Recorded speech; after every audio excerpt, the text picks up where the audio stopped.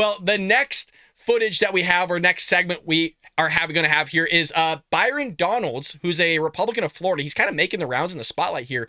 Very well organized, speaks very orderly, very clearly, and he's very good at his messaging and answering questions. So I want to give him a little bit of spotlight. He's on Meet the Press here, answering a litany of questions from raising the debt ceiling to why you're supporting Donald Trump over Ron DeSantis since you're in Florida. You know, all these great questions. We'll give him the spotlight. Hit that like and subscribe button, folks. If you haven't already, let's go ahead and roll it.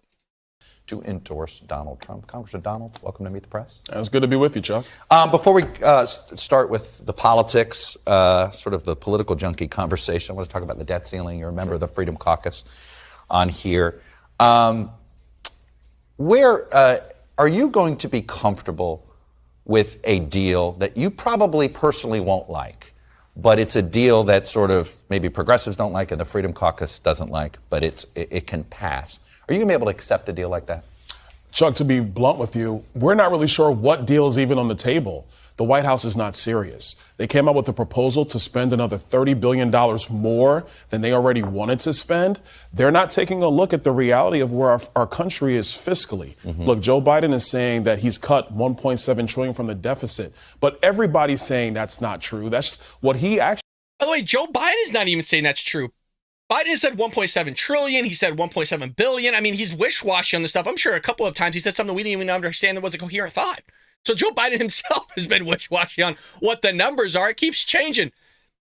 Actually has done is he's $1 trillion over what CBO was projecting spending was going to be, because after all of the COVID spending in the last year of President Trump, that Congress wasn't going to extend that, and Joe Biden did. So we're in a situation right now where the only plan in Washington has been passed by the House of Representatives. It's the only plan.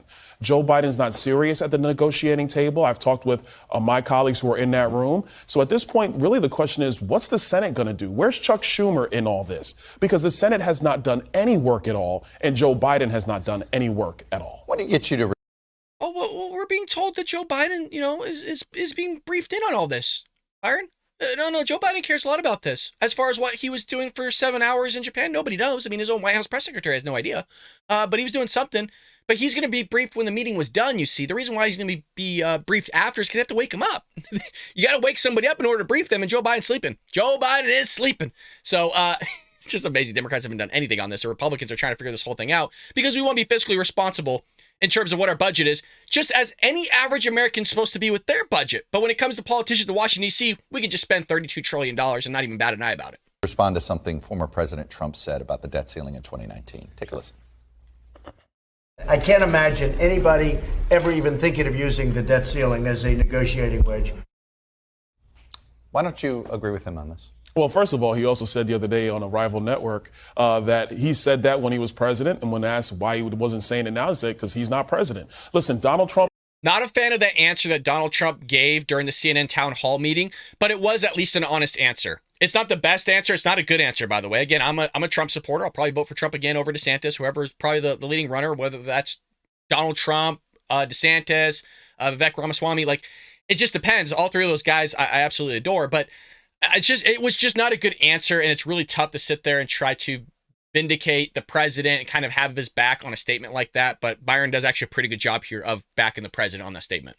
Isn't that always negotiating? Do you realize how absurd that sounds? That is not absurd. He's How is that not always absurd? negotiating, Chuck. Chuck, he's always negotiating. That's what he does. Yeah. That's actually one of the reasons why so many deals for our country worked out to our benefit as compared to his predecessors, both Republican and Democrat, because he's always negotiating. But do you realize how partisan that sounds? That's not a partisan statement. What is good for me is not for thee. Listen, he's basically saying when I'm president, right. There's no negotiating on this. But hey, when somebody else is president, screw him. Well, no, here's the thing. Let's be realistic now. When Donald Trump was negotiating debt ceiling with Nancy Pelosi, mind you, they negotiated that. No, they didn't. They raised it without any restrictions. When they were doing that, our economy was thriving. Our debt levels were not where they are right now. We were about $24 trillion, not $32 trillion. We weren't having massive deficits the way we are right now. It was a very different environment. Now you have $32 trillion on the credit card, and all House Republicans are saying is, let's go back to pre-pandemic spending. That's common sense stuff. But there's one more thing, House.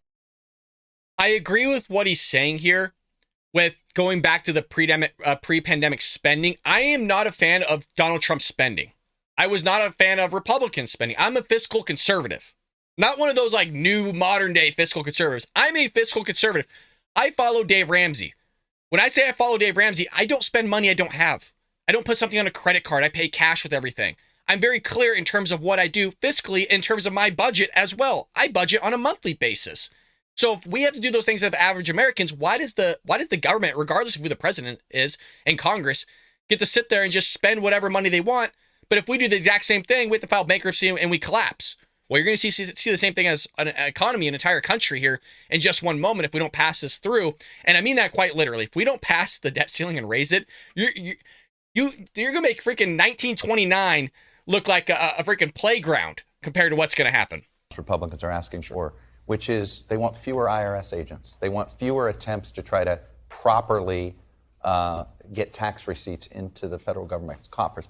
I have never understood the resistance of extra IRS agents unless you knowingly cheat on your taxes. First of all, that's salacious, and you know that. Most Americans, by far, pay their taxes and they do it honorably.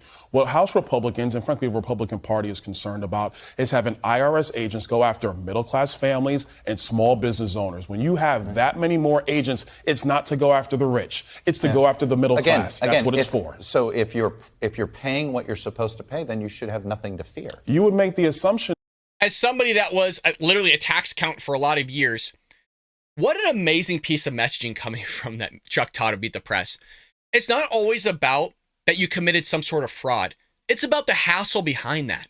You have the IRS showing up at your business, or that might even be your tax preparer's firm that they're at, and just having to take the time to sit there and go through all the receipts, all the documentation, for the fact of you not doing anything and wasting your time. So this whole idea of like, well, you shouldn't be worried because you didn't commit fraud. It's not always about worried about committing fraud. Also, a lot of people don't know what's on their tax return because somebody else most likely did it for them, especially if the IRS is going after them. It's not going to be these simple W-2s with a 1099 interest form and a 1099 DIV, and that's it. No. They're going at, if you're going to have that many IRS agents, they're coming for everybody because we were told they weren't. Joe Biden said they weren't coming for the middle class and the lower class or whatever it may be. They're only going to go after the rich. No way. There's not enough rich people for that to happen, okay? So he lied on that front. They want the money, and they're going to sit there and pull every nickel and penny they can out of your purse because you didn't file maybe one receipt, and now they're going to tack on interest or whatever it may be, or you sat there and you put too much in contributions that you couldn't have. So even though you're not the one that prepared your tax return, yes, you are responsible for it. A lot of Americans don't know what's going on with their tax return. That's why they hire somebody out to do it. So you get audited for it and something may have happened and you didn't intentionally commit fraud because the tax code is insane. I used to have an entire conference room full of tax law. It's insane. The average American's not going to know that. But, hey, you're supposed to be scared of fraud. What are you worried about? I don't know. Maybe an IRS agent knocking on my front door that could take everything that's going to freak out anybody, including accountants themselves, are scared when we talk to the IRS. What a knucklehead. That IRS audits are up, that they're putting out more liens on the American people. That's not true. That data's not there. All Joe Biden's trying to do is find every possible nickel out of every couch from every American to pay for his radical spending. Why would we do that? Listen, let me contrast for you. When we passed the Tax Cut and Jobs Act, CBO said it was going to cost $2 trillion. It's actually not true. What ended up happening was the federal government took in $1 trillion more than CBO actually projected. The economy grew another 1% fairness, over we can't projections. litigate the tax cuts because of what happened with COVID. We don't know how much this ate into everything, but it certainly looks like there were going to be fewer revenues coming into the government, but we don't know. In fairness, fewer revenues now. There's no ability to litigate this because of what happened with COVID and the extra spending. That is not true, Chuck. In 2019, we took in more revenue than we ever have in the history of our nation. As much of a percentage of our economy than we ever have as a nation. That was 2019. Tax receipts are still up. You realize that President Trump has added more to the deficit than... Yes, Chuck. That's exactly why Republicans are trying to figure all this out so we don't keep adding to the debt. So we can figure this whole thing out so we don't keep spending trillions and trillions of dollars. Yes, you're exactly making a point. And I'd also like to mention, because there was a big contention when Donald Trump wanted to lower people's taxes. On average, the American taxpayer basically saved about 3% because their tax bracket was lowered. Now, one of the variables of you having to pay more taxes was that you would make more money, and the economy was actually doing really, really well. It was really healthy under Donald Trump. And so there were some people that actually paid more in taxes because they jumped up to the next tax bracket, or they made certain investment options that were good because they had more money in their pocketbook. And so you could take in, theoretically, more revenue as a federal government, even though you have a tax cut, because that revenue could be coming in different forms, or people are just making more money because they're able to invest that money in different avenues, and then at the end of the year, file more taxes, so they're paying more taxes to the federal government. It is possible. I'm not saying it is or wasn't, because Chuck Todd is right. We don't have any way of actually identifying that because of the pandemic, but there is a good thought process in terms of what Byron's saying here of we can actually increase revenues. It's kind of like the Reaganomics, the trickle-down economics in terms of taxes. It is possible.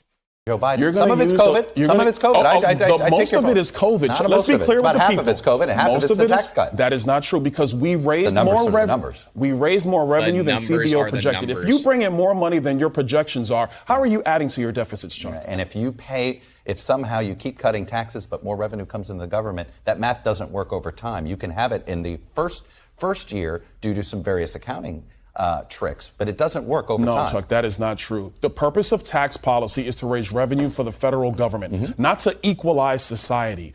After the Trump tax cuts were passed, more tax revenue has come to the federal government than at any other time in the history of our nation. Those are the facts. Raw dollars can happen because we do have a percentage of the economy. Both of them have. Let me ask you this on caps. Sure. Do you want to see caps on defense spending as well as domestic spending? Because right now there seems to be a dispute whether there's going to be budget caps only on domestic, or Republicans are also wanting caps on defense spending. So internally, we're having this discussion about defense. We're looking at trying to see a way to keep defense spending in line because, there are threats all over the globe. We see it in Ukraine. We see what's happening with China's saber rattling with Taiwan, et cetera. So we want to make sure that our military preparedness is where it needs to be. But at the same Thank you. This is huge. There's actually real threats and real enemies out there. And I always ask this question when I teach finance of what's our number one budget in terms of what we do our spending on? It's not military. Military is like third or fourth on the list, folks, okay? So there's this whole idea that our number one spending is military. It's like 20%, 20 to 25% of our budget, which is one of the main functions of our government, by the way, is to have a military and protected citizens, especially when there's real evil out there. And there is evil out there that wants to wipe Western civilization off the face of the earth. Like, if they get a hold of you, folks, it's not going to be one of those, let's just throw you in the jail and leave you alone. You better be prepared for what some of these leaders in these countries want to do to you and your family. It is insane. I can't even talk about it on YouTube for fear of being banned and censored off this platform. But there's real evil. You need a military. You need a big military like Trump wanted. What Obama did to our military is despicable. Closing down bases all across the United States. We don't need a military. There's no threats out there. It's insane stuff. Joe Biden's doing the exact same thing. He doesn't want to build our military. He says he will, but he doesn't. Same time, House Republicans are not looking at just letting the Department of Defense just have massive radical increases as well. We have to control spending everywhere in our government. Let me go back to the reality of politics. Tom Cole said any deal is going to lose people like you in the Freedom Caucus and people on the progressive side. And he added this to the dispatch. He said, we're not going to have a deal if the President of the United States doesn't sign it, and we're not going to have a deal if a majority of the House doesn't support it. So each side's not going to just simply give the other side what it wants. It's politics 101. I go back to my first question. Do you accept that premise? I accept the premise that Joe Biden's got to come up with a deal. He doesn't have one. I would ask you, you should ask him, if he actually would take your question, you should ask him if he has a plan, if he has a strategy. The only thing he's ever said is it should just be clean. But nobody with an economic mind is saying, yeah, sure, just give the federal government a blank check. So are you comfortable with breaching the debt ceiling? No, I'm not comfortable with that. This should have been done 100 days ago. House Republicans have been working on this for 3 months. I've been in the room. I've been in those meetings. And while we were working on a strategy to raise our nation's debt ceiling, which is something the House of Representatives has passed, Joe Biden was ignoring it. And Chuck Schumer was ignoring it. And I think that he has been derelict in his duty. Let me ask you about the presidential race we got. And not just on the debt ceiling, by the way. You guys have been derelict in duty on literally everything, you guys. Everything. I can't emphasize enough. I want Joe Biden to be successful. He's my president. I know some of you don't agree with that, he's not my president, all these things. Stolen election, whatever. Look, he's the president, you guys. Whether you like it or not, he's the president. He's the one sitting in the White House. He's the one that is calling certain shots in terms of the executive branch. Look, he's the president. I want him to do well. The problem is he's not doing well. on many fronts. It's not like one little thing like, he sucks with the economy, but hell, everything else he's doing is great. I mean, it is thing after thing after thing this guy is not doing well in.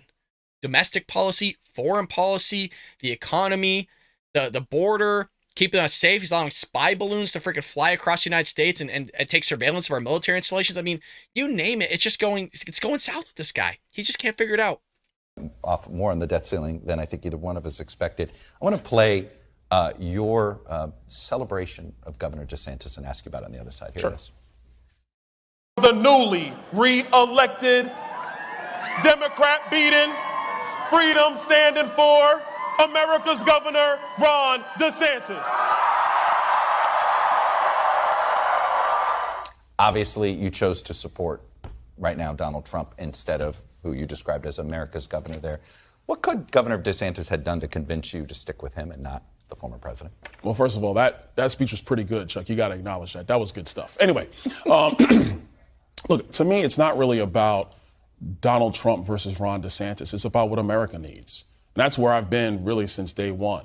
I talked a little bit about foreign policy in the last block. Mm-hmm. We have a situation right now where Russia's on the move and China is on the move.